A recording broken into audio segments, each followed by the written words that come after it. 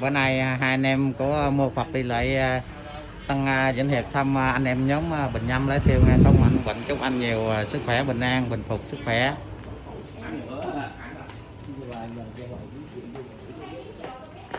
Cầu mong anh em đi an toàn về hạnh phúc thôi, bình an mạnh khỏe là được, gặp nhau bình an là được, bình phục là được.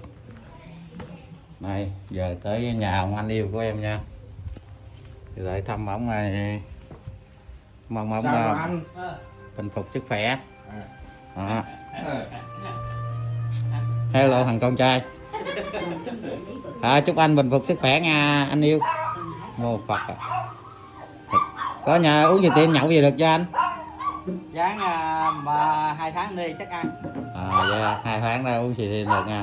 Hẹn anh em 2 tháng nữa mình quay lại chơi tiếp nha. Đó phải, anh lợi hại hơn xưa nữa đó. Giờ này trên bảo